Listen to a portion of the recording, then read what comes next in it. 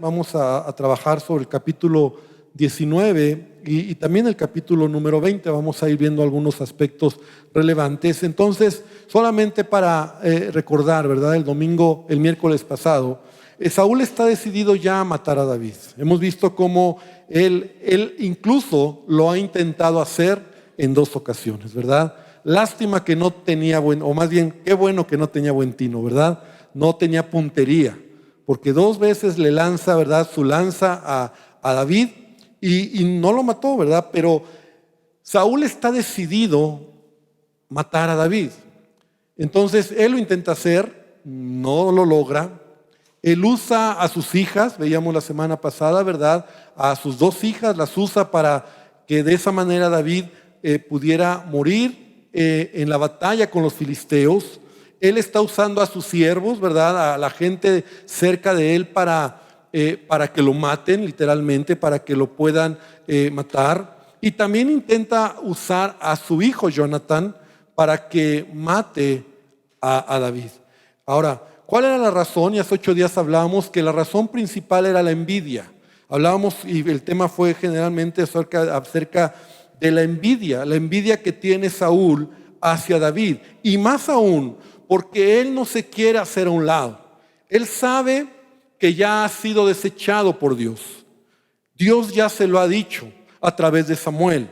Y en lugar de que él se haga a un lado, él toma la postura, ¿verdad? Él está identificando y trata de ver quién es el que va a tomar su lugar. Cuando se da cuenta que es David, entonces en lugar de hacerse a un lado, lo que va a hacer es matar a David. Quiere matar a David para que entonces él continúe en el reino.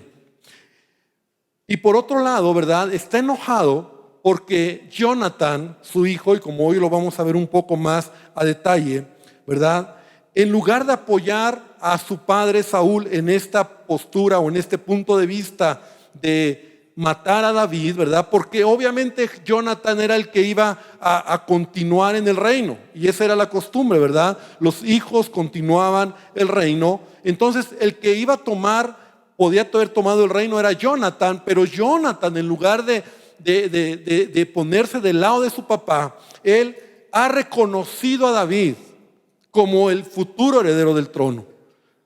Jonathan reconoce en David lo que tiene, reconoce el respaldo de Dios, reconoce la presencia de Dios. Y gracias a eso, ¿verdad?, incluso David y Jonathan, ¿verdad?, y David desarrollan una gran amistad. Y Dios lo usa esto para librar a David en varias ocasiones de Saúl, porque Jonathan se encuentra ahí. Y mira, es muy triste porque Jonathan tiene que elegir entre Dios y su padre. En muchos momentos, vamos a ver hoy, ¿verdad?, tiene que elegir entre Dios y su padre.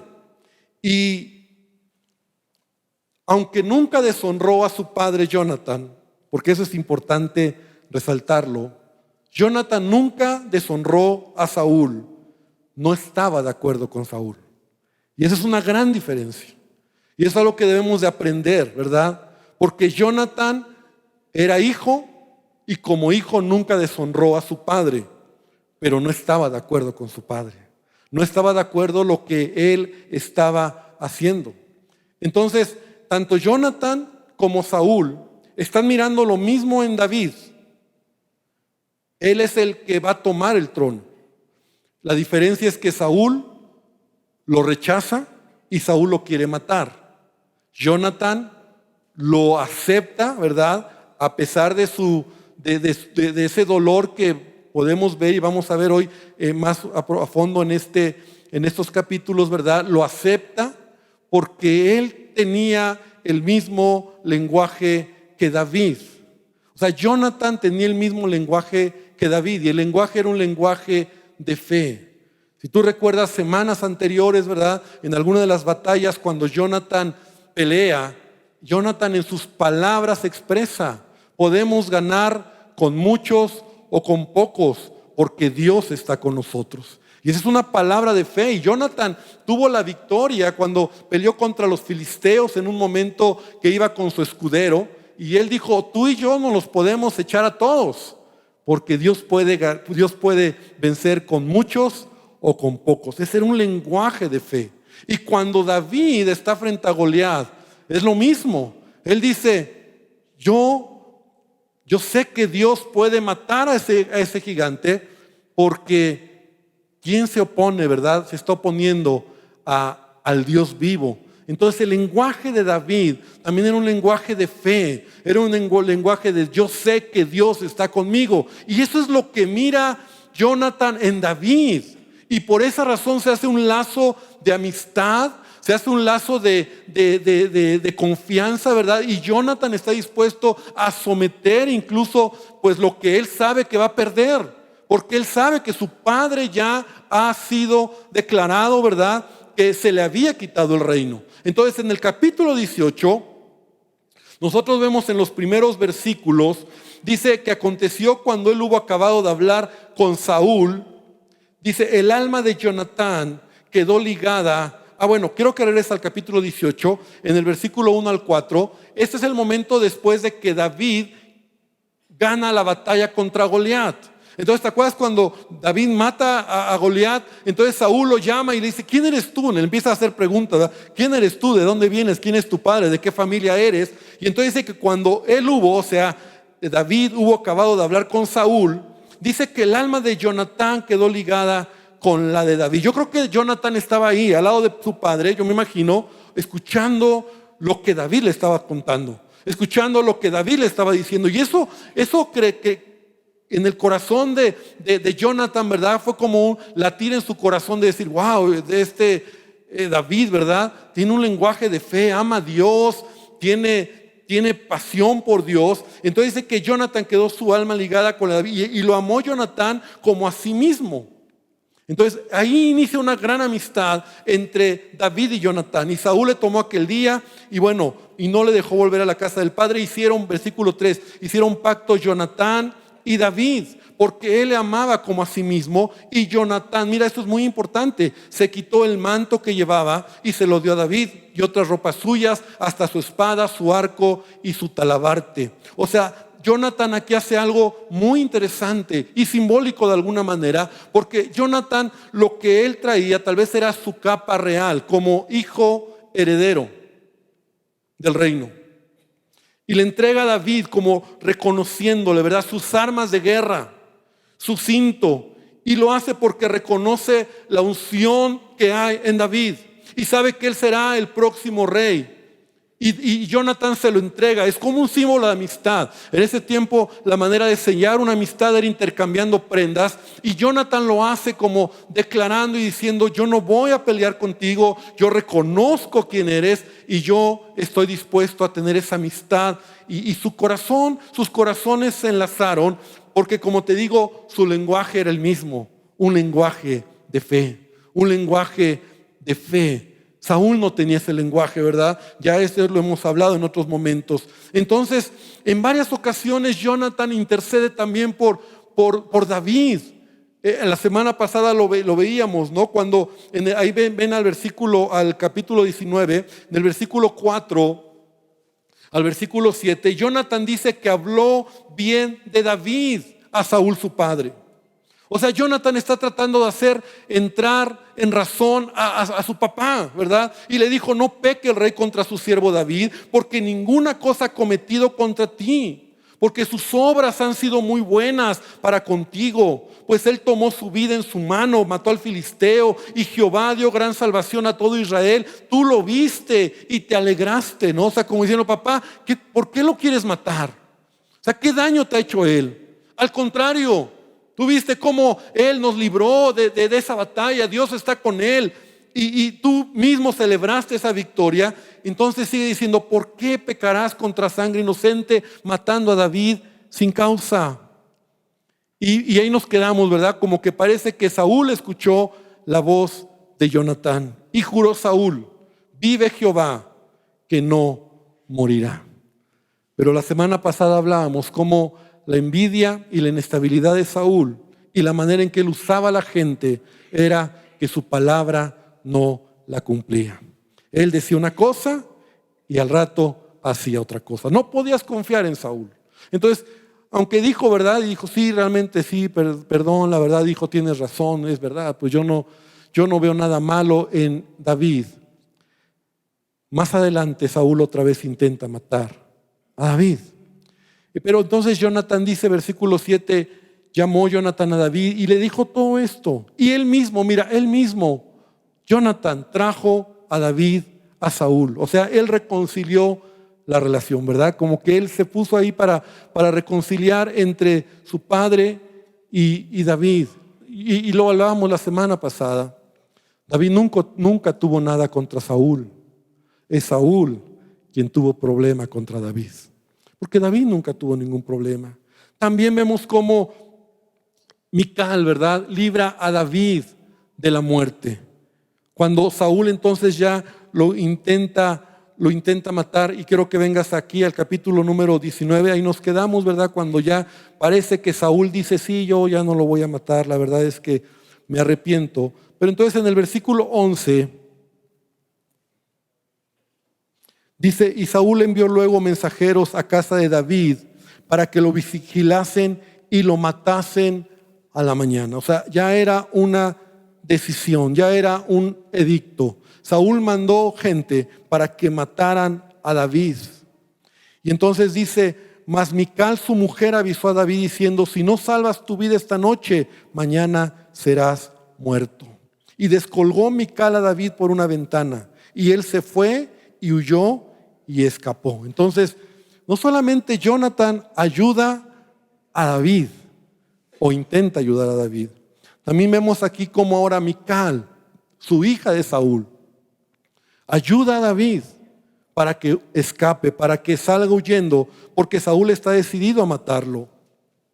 Entonces dice, tomó luego Mical una estatua y la puso sobre la cama y la acomodó por cabecera una almohada de pelo de cabra y la cubrió con la ropa. Y entonces, dice que ella decía, ¿verdad? David está enfermo, no puede salir, porque tocaban la puerta y David, queremos que salga David. Decía, no es que está enfermo, es que no les puedo abrir, es que está malo, ¿verdad? Pero finalmente Saúl dijo, vayan y tráiganlo para acá, no importa si está enfermo, si está como está, entren y sáquenlo. Entonces, versículo 16, cuando los mensajeros entraron, he aquí la estatua estaba en la cama, una almohada de pelo de cabra en su cabecera, y Saúl dijo a Mical, ¿por qué me has engañado así? Y has dejado escapar a mi enemigo. Entonces Saúl pues está tomando, como dicen, una sopa de su propio chocolate, ¿no? O sea, él mismo le dice a su hija, ¿por qué me engañaste? Pues sé quién era el primero que engañaba, ¿verdad? ¿Quién era el primero que mentía? ¿Quién era el primero que hacía cosas incorrectas? Entonces, David sale huyendo. Y dice aquí, ¿verdad?, en la escritura, cómo David sale huyendo y ¿sabes hacia dónde va? Va a buscar a Samuel, al profeta Samuel. Samuel, quien ya se había desentendido de Saúl, y lo decíamos la semana pasada, ya nunca más, ¿verdad?, Samuel buscó a Saúl, porque su orgullo, su soberbia, su corazón orgulloso de Saúl le hizo que la gente valiosa a él se alejara de él. Entonces uno de los más valiosos que podía haber estado cerca de Saúl era Samuel. Pero Samuel se hizo a un lado. Y se hizo a un lado porque Dios también se hizo a un lado. Y ahora David tiene que huir. Y en lugar de que Saúl retenga a David como el ungido de Dios, como alguien que tenía una unción especial, lo está correteando y lo está haciendo huir. Entonces David huye y va con Samuel para contarle todo lo que le está pasando. O sea, David no entiende qué pasa. O sea, él dice, ¿por qué? Vamos a verlo más adelante. De tal manera que él va con Samuel y llega a esta región donde Samuel estaba viviendo. Dice ahí en el versículo 18, escapó y vino Samuel a Ramá. Y entonces cuando Samuel recibe a David, los dos, ¿verdad?, van a otra región, ahí donde se esconden incluso los dos de Samuel, en otra región que se llama Naiot. Porque conocían el corazón de Saúl. O sea, Saúl estaba mal. Saúl estaba decidido a matar a David al precio que fuera. Y todo estaba bien hasta que en el versículo 19 dice: y fue dado aviso a Saúl diciendo. O sea, alguien por ahí, ¿verdad? Algún mensajero, alguien le dijo, alguien se enteró dónde estaba David. Y entonces le dijeron: ¿qué crees? David está con Samuel. Está en Ramá, en la ciudad de Naiot. Ahí está. Entonces Saúl dijo: es el momento. Y entonces él dice que cuando se entera de esto, envió a mensajeros para traer a David. Y en 3 ocasiones él mandó mensajeros. Ahora te lo voy contando porque por el tiempo no podemos leer todo. Pero en esta región de Ramá, donde estaba Samuel, había una compañía de profetas. Es decir, Samuel era como el líder de este grupo de hombres, ¿verdad? Que eran profetas, que profetizaban, que tenían tiempo de adoración, de la presencia de Dios. Y él era alguien, ¿verdad? Samuel, que tenía una comunión profunda con Dios. Entonces, cuando van estos mensajeros, en 3 ocasiones, cuando llegan a esta región, dice la Escritura que ellos fueron tocados por el Espíritu Santo. Y el mover de Dios fue para ellos tan fuerte que se involucraron en la adoración y en profetizar, ¿verdad? Declarando las maravillas de Dios. Entonces ellos van con la idea de agarrar a David. Llegan a esta región donde están los profetas, donde hay un ambiente de adoración, un ambiente profético. Y cuando están preguntando, están viendo dónde está David, ¡pum! El Espíritu Santo los toma. Y entonces ellos empiezan a adorar, a profetizar incluso, y cambia todo, ¿no? Entonces regresan como confundidos, como no saben ni qué pasó, y le dicen: Saúl, es que pues, mejor que vaya otro, ¿no? Y Saúl envía a otros y les pasa lo mismo. Y envía a los terceros y les pasa lo mismo. Entonces Saúl, ya molesto, ¿verdad? Finalmente él va personalmente por David. O sea, Saúl le está encaprichado a tomar a David. Y cuando llega, le sucede lo mismo. O sea, el Espíritu Santo toma a Saúl. Ahora, es más fuerte la experiencia que tiene Saúl, y quiero que la leamos porque hay cosas interesantes que podemos rescatar aquí. Versículo 22 al 24 dice: entonces él mismo fue a Ramá, y llegando al gran pozo que está en Secú, preguntó diciendo: ¿dónde está Samuel y David? Yo creo que él iba hasta a Samuel le hubiera matado, ¿verdad? O sea, él iba decidido. Y uno respondió: he aquí están en Naiot, en Ramá.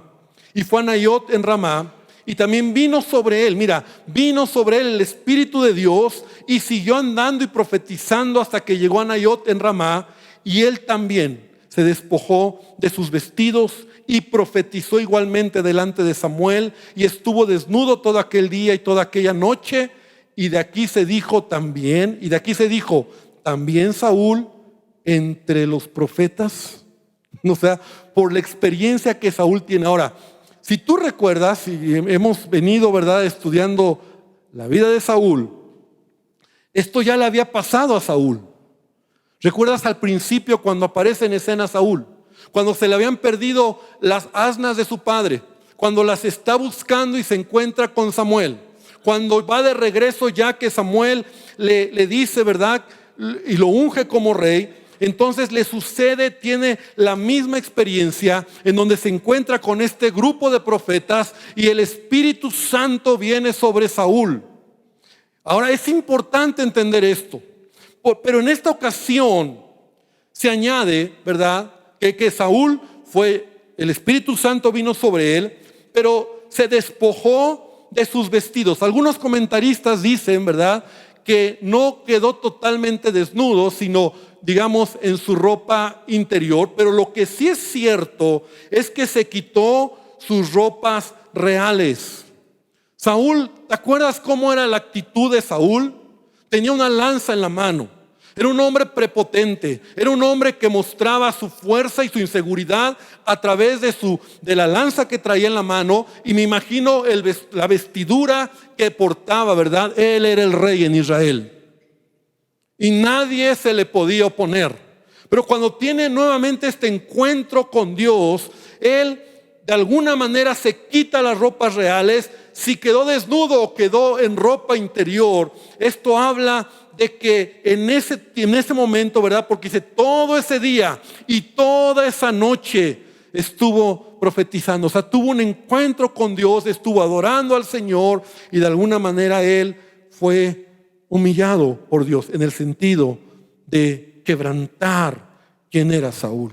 La Biblia dice que cualquiera que se enaltece será humillado, y el que se humilla será enaltecido. Dios no soporta al soberbio, y Dios va a tratar con aquel que tiene un corazón duro. Entonces vemos aquí algo muy importante, porque decimos, si tuvo dos momentos, dos experiencias con el Espíritu Santo, ¿por qué no cambió Saúl? Es más, yo me atrevo a decir, creo que es el único que ves una experiencia tan así de un rey. Estoy hablando de un rey. En dos momentos tiene esta experiencia. ¿Por qué no cambió? Y es que existe una gran diferencia entre una experiencia con el Espíritu Santo y realmente ser transformado por Dios. Porque Dios desea transformar nuestra vida, y el principio de todo cambio en la vida del ser humano es el arrepentimiento. El arrepentimiento es lo que hace que tú seas transformado. Yo cuando era niño, y te quiero contar esta experiencia, ¿verdad? Porque mientras lo estaba escribiendo, yo me acordé. Yo crecí en una iglesia de corte pentecostés. Y eso ya te puede decir mucho si tú conoces al Señor desde hace algún tiempo. Entonces, en esta iglesia de corte pentecostés, yo miré muchas veces manifestaciones del Espíritu Santo. Es decir, toques de Dios, ¿verdad? Toques. Si la gente de repente tenía un toque poderoso, y entonces sentí, y tú los veías y estás recibiéndola, y tú hasta te hacías un lado, ¿verdad? Un toque de Dios, y temblaban y se caían y gritaban y aullaban, y dice, bueno, pues está teniendo un encuentro con Dios.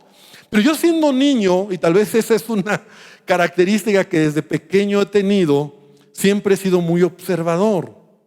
Entonces, la hermana Juanita, por decir algo, ¿verdad?, que cada domingo tenía ese toque fuerte, y ¡bum! Yo la veía que la hermana Juanita era una hermana chismosa, ¿no? Y eso me hacía crisis. Entonces yo decía, ¿por qué si tuvo un toque de Dios no cambia? Me hacía mucha crisis. Entonces yo decía, ¿por qué? ¿Por qué si tuvo? O sea, era como que, pues si Dios la tocó, Dios le tocó, ¿por qué no ha habido un cambio? Entonces podemos decir lo mismo que le sucedió a Saúl. O sea, Dios, al manifestarse de esta manera en Saúl, está dándole una oportunidad para que se arrepienta de su proceder, y no lo aprovechó. Realmente esto me habla de cuidar mi vida. Yo no estoy en contra de que el Espíritu Santo venga y te dé un toque, ¿verdad? Y algo pase, una experiencia que puedas tener. Yo mismo he tenido esos momentos, esas experiencias que las recuerdo en mi corazón. Pero lo que cambia la vida es un genuino arrepentimiento de hacer la voluntad de Dios. Es decir, que yo quiero y deseo y le pido a Dios, ya no quiero seguir de esta manera. O sea, el Espíritu Santo viene, pero de nada sirve que solo vengan toques. Y hay muchos creyentes que solo están yendo tras eso, ¿verdad? Pero no hay un cambio. Y es lo que le pasó a Saúl. Tu vida tiene que ser transformada. O sea, el fruto de esto es una vida diferente. Pero si no hay cambio, entonces solo es una experiencia y ahí se queda. Y qué padre por la experiencia. De la palabra de Dios lo dice así. Mira, el apóstol Pablo en Efesios 4:22 dice: en cuanto a la pasada manera de vivir, despojaos del viejo hombre. Entonces, aunque Saúl se despojó de su ropa, de su capa real, de sus vestuarios reales, ¿verdad?, físicos, lo que Dios quiere es que nosotros nos despojemos de esa naturaleza pecaminosa. O sea, despojaos del viejo hombre que está viciado conforme a los deseos engañosos, y renovaos en el espíritu de vuestra mente y vestíos del nuevo hombre. O sea, ponte la vestidura de Dios, creado según Dios en la santidad de la verdad, por lo cual, desechando la mentira, habla la verdad cada uno con su prójimo, porque somos miembros los unos de los otros. Entonces, hermano, Dios desea cambiar nuestras vidas. Sí, que bueno que el Espíritu Santo venga y nos dé momentos especiales en su presencia. Hace unos minutos orábamos y yo no sé tú, pero yo puedo percibir la presencia de Dios. Me quebranta, lloro, me humillo. Pero si no hay cambio, ¿de qué sirve? Y Saúl solo vive una experiencia, pero no es transformado. Saúl es el único rey, como te decía, que en dos momentos, en dos ocasiones, al principio, no puedo decir al final porque todavía no acabamos con la vida de Saúl, pero tiene dos experiencias.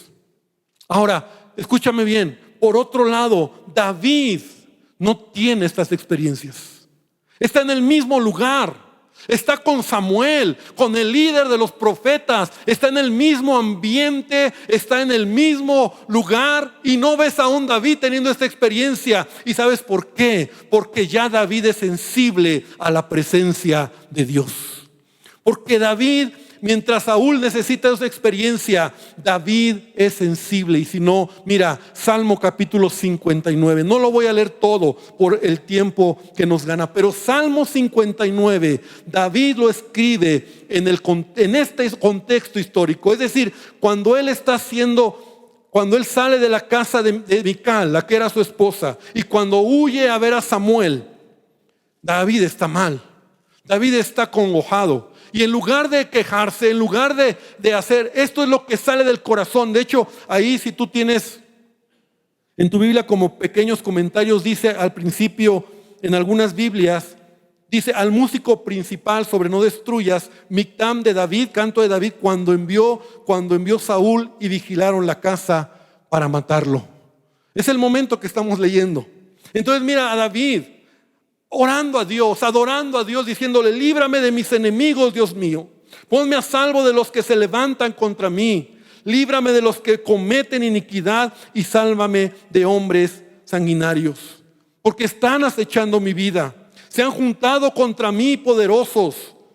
Y dice: no por falta mía ni pecado mío, sin delito mío corren y se aperciben. Y despierta, Dios, para venir a mi encuentro. Y mira, y está hermoso este salmo y lo puedes leer.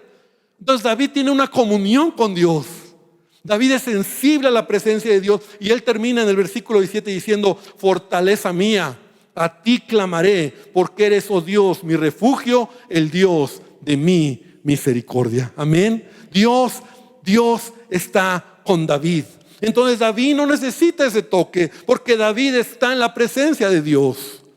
Es mejor vivir una vida espiritual en ese sentido, donde tú tengas un cambio, donde tú seas transformado, donde tu comunión con Él no es el toque que estás esperando, sino estás en la presencia de Dios. Amén. Y entonces llega Saúl, tiene este toque, ¿verdad? Y obviamente acaba, no puedo decir mal porque no fue malo, sino acaba desnorteado, ¿no? O sea, ¿qué pasó? Y entonces en el capítulo 20, para ir aterrizando, en el capítulo 20, aprovecha David este momento para correr a donde está su amigo Jonatán.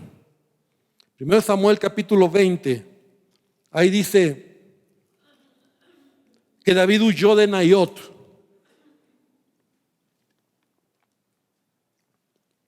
Huyó porque está Saúl ahí. Y vino delante de Jonatán y dijo: ¿qué he hecho yo? ¿Cuál es mi maldad? ¿Cuál mi pecado contra tu padre para que busque mi vida?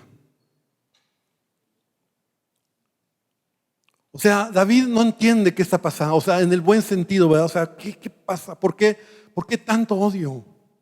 Me quiere matar. Y por un momento quiero que veamos este capítulo, es muy interesante.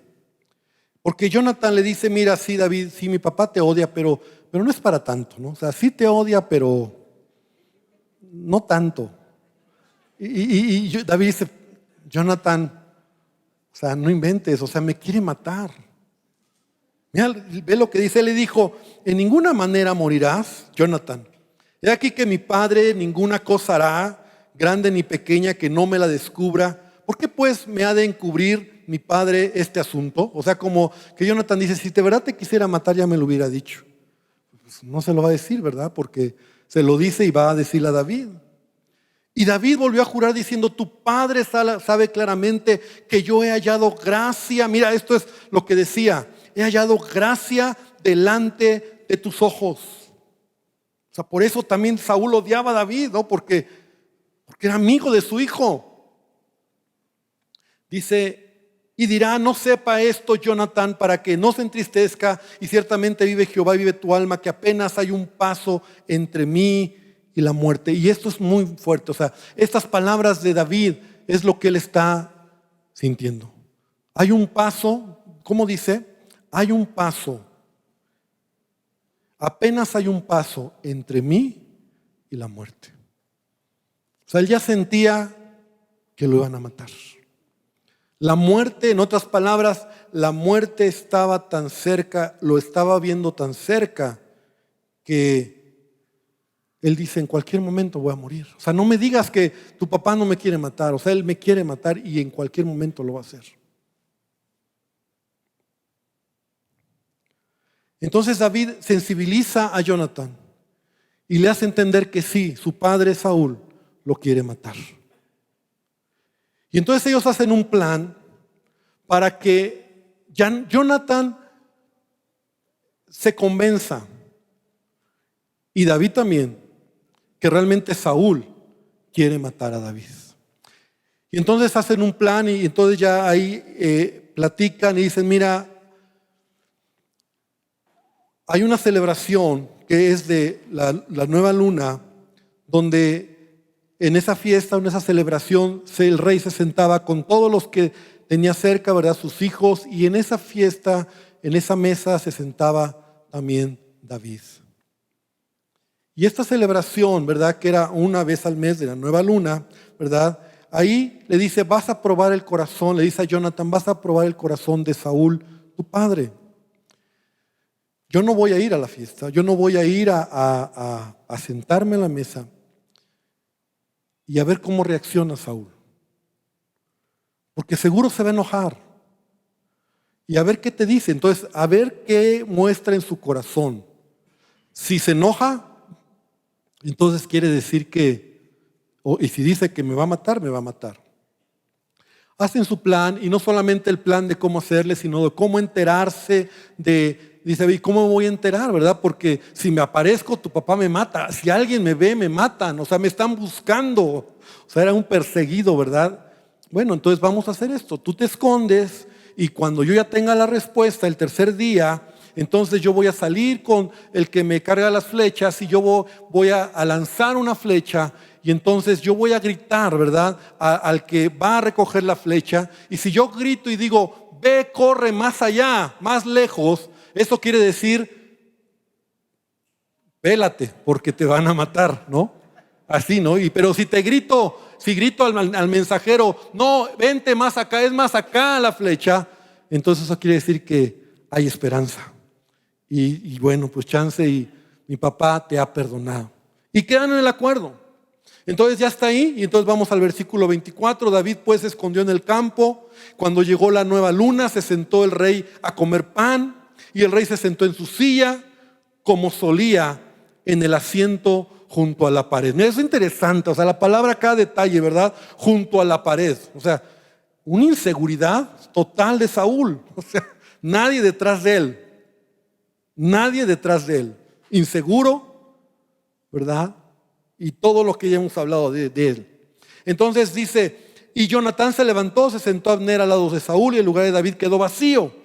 Mas aquel día Saúl no dijo nada porque decía, habrá acontecido algo, no está limpio y de seguro no está purificado. Esto me habla también de David. No estamos hablando de David, pero ve el corazón de David. O sea, Saúl conoce el corazón de David. O sea, él no iba a dejar de estar en esa fiesta solo por gusto, tal vez porque él guardaba los mandamientos de Dios.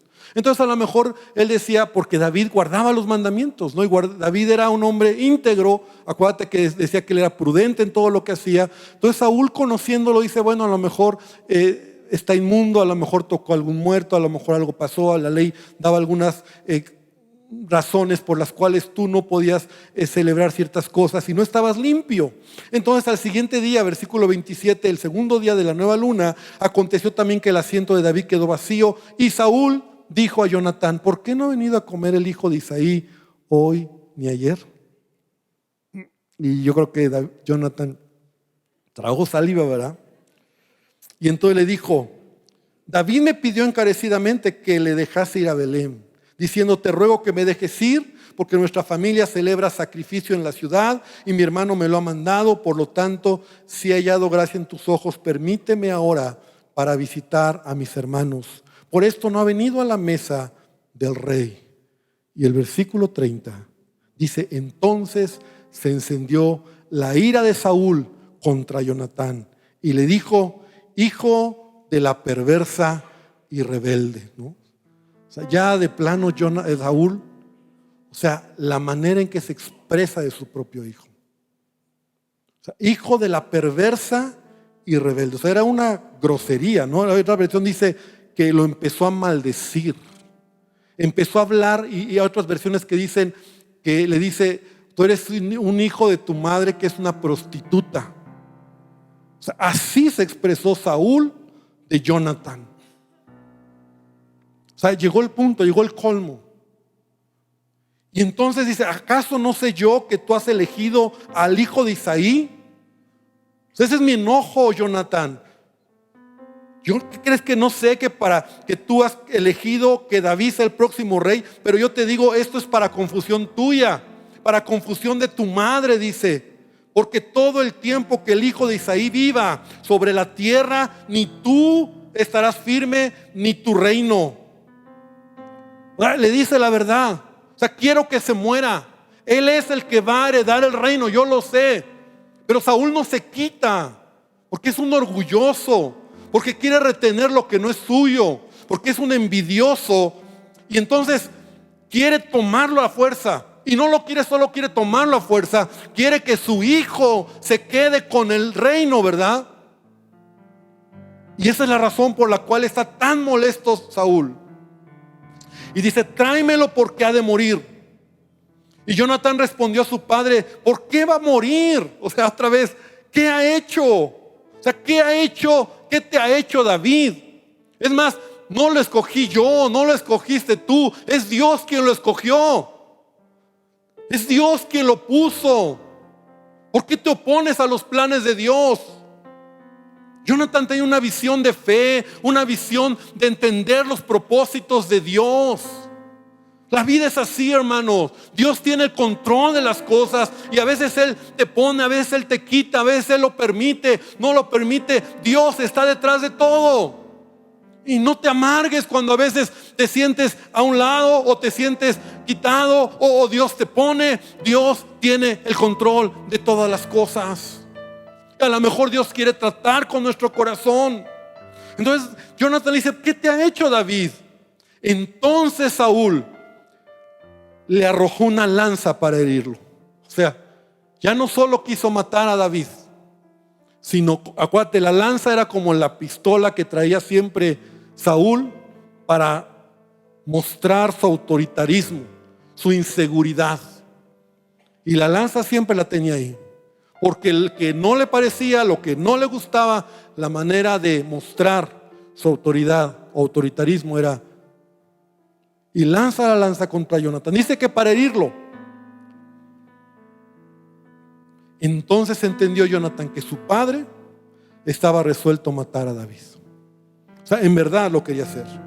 Entonces Saúl lo quiere matar. Ya lo dijimos, ¿verdad? No solo porque va a ocupar el reino porque es el elegido de Dios, sino porque Jonathan está de lado.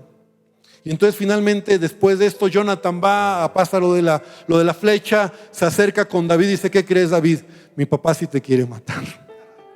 O sea, mi papá sí te quiere matar. Y David, pues yo te lo dije.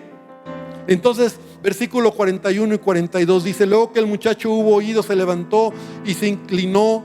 Cuando este joven se fue, dice, se inclinó 3 veces postrándose a la tierra y besándose el uno al otro, lloraron el uno con el otro, y David lloró más.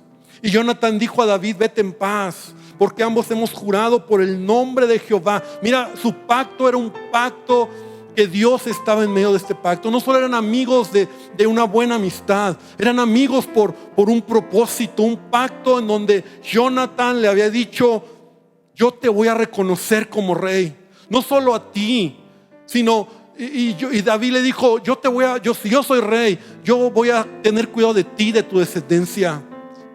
Había un pacto de amistad, una palabra fuerte. Entonces dice que lloraron los dos, y Jonathan le dice a David: vete en paz, porque ambos hemos jurado por el nombre de Jehová, diciendo: Jehová esté entre tú y yo, y entre tu descendencia y mi descendencia para siempre. Y él se levantó y se fue, y Jonathan entró a la ciudad. Qué triste, ¿no? Qué triste cómo David tiene que salir huyendo. Todavía no termina la historia, porque Saúl todavía no termina de molestar y de intentar destruir a David. Pero la amistad entre estos hombres, ¿verdad?, entre David y Jonathan, fue una amistad que no solamente, como te decía, era de amigos, sino de pacto, de entender el propósito de Dios. Una amistad que iba por su descendencia también, o sea, esas promesas que se habían hecho al uno al otro. Y mira, algunos han dicho, y lo tengo que mencionar, algunos han dicho que esas expresiones de David hacia Jonathan, de Jonathan hacia David, revelan que ellos eran homosexuales. Y de esta manera justifican estas personas sus acciones. Pero sabes, déjame decirte que no es así. Porque tú puedes leer las palabras y tú ves cómo ponen a Dios en medio, en primer lugar. Su amistad es tan profunda que en este contexto de pacto realmente hay esa profundidad de palabra, de amistad, de ser amigos. Mucha gente lo toma, ¿verdad?, de esa manera. Y sobre todo los que quieren justificar esta acción, ¿verdad?, en este pecado de homosexualidad. Pero la Biblia dice, Tito 1:15 dice: todas las cosas son puras para los puros, mas para los corrompidos e incrédulos nada les es puro, pues hasta su mente y su conciencia están corrompidas. Y en el pueblo de Israel, la mentalidad de los judíos, mucho de ello era también besarse, ¿verdad? Porque dice que se besaron para despedirse. Y me recuerda a otro hombre que también se despide de la misma manera con sus amigos. De la misma manera, hombres también igual que él. Y estoy hablando de Pablo. En Hechos 20, 37 y 38, cuando él se despide de los ancianos de la región de Éfeso, dice que hubo gran llanto entre todos, porque Pablo ya no los va a volver a ver. Pablo los amaba, y echándose al cuello de Pablo, dice, le besaban, doliéndose en gran manera por la palabra que dijo, de que no verían más su rostro. Entonces, no es de extrañarnos estas expresiones de amor. Y vemos cómo este aprecio de amistad entre David y Jonathan era tan profundo. Finalmente Jonathan se casa, tiene hijos, tiene familia, que más adelante es la historia de el hijo que David le hace misericordia, un hijo de Jonathan, Mefiboset. Y David también tiene hijos. Estaba casado con Mical, que de ella no tuvo hijos, pero puedes entender que no es ese el sentido. Quiero que esta noche podamos terminar hasta aquí. Y toda esta historia tiene también una gran analogía. Porque sabes, Saúl simboliza Satanás queriendo matar a David, ¿verdad? Sin razón, solo por ser quien Dios eligió para ser rey. Satanás, sus características: mentiroso, ¿verdad? quiere matar, lo quiere destruir, está detrás de él. Y David simboliza a Jesús, siendo perseguido injustamente, injuriado, maltratado, voluntariamente se humilló. Jesús, ¿verdad? Cuando se hizo hombre, él fue perseguido, fue humillado, y Satanás lo quería destruir. Pero sabes, Jonatán también nos da una enseñanza, simboliza a esa persona que voluntariamente se somete, porque voluntariamente él se sometió a lo que David iba a hacer, al reinado de David. Pudiendo él reclamar sus derechos, se humilla y reconoce a David como su rey. Y sabes, esto habla de nuestro corazón. Jonatán somos tú y yo, donde podemos voluntariamente reconocer a Jesucristo como nuestro Señor. ¿Sabes? Haciendo a un lado nuestros derechos, nuestro orgullo, nuestra suficiencia, diciéndole a Jesús: no se haga mi voluntad, sino la tuya. Donde el ser humano por naturaleza se pone, ¿verdad? Quiere tener el trono. ¿Has visto ese dibujito donde está el corazón del hombre y en medio del corazón está el hombre mismo? ¿No? O sea, tú mismo estás en el trono, tú mismo quieres reinar, tú mismo quieres tomar todo. Pero Jonatán se baja de ahí y dice: no soy yo, sino es David. Y eso es diciendo: no se haga mi voluntad, sino Jesucristo que reine en mi corazón. Entonces podemos entender un poco más acerca de lo que estamos hablando. Y yo quiero invitarte esta tarde para que cierres tus ojos. Vamos a orar. Yo quiero invitarte para que hoy podamos decirle: Señor, quiero que tú seas quien tome el señorío en mi vida. No quiero ser como Saúl. Saúl, envidioso, orgulloso, inseguro. Saúl peleando contra la voluntad de Dios, enojado contra el propósito de Dios, sin entender que detrás de todo Dios estaba queriendo quebrantar su vida y no lo entendió. Más de una oportunidad tuvo Saúl y no lo entendió. Pero Jonatán fue tan sensible, y desde que vio a David y las obras que David hizo, él pudo reconocer el respaldo de Dios en David. Y él pudo haber peleado. Mira, el corazón de Jonatán pudo haber peleado el reino, porque así se peleaba en ese tiempo. Así era. De hecho, así era. Cuando un rey nuevo subía normalmente y llegaba con conflictos, él mataba. Ese rey mandaba matar a todas las familias que estuvieran de alguna manera atacando su reinado. Pero Jonatán no lo hace. Jonatán decide soltar todo, y aún lo más tremendo, nunca deshonró a su padre. Estuvo con su padre, peleó con su padre y murió al lado de su padre.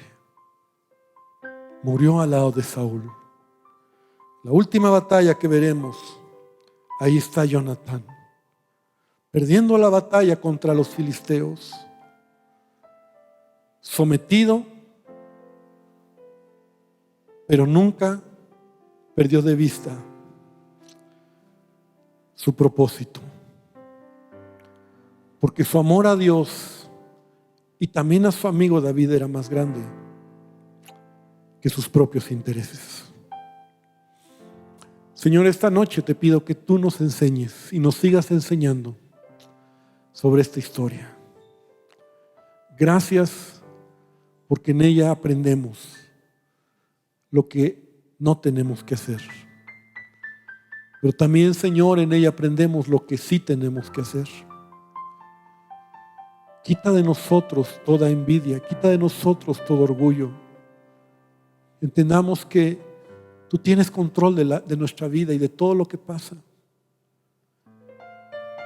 Y que tú eres soberano.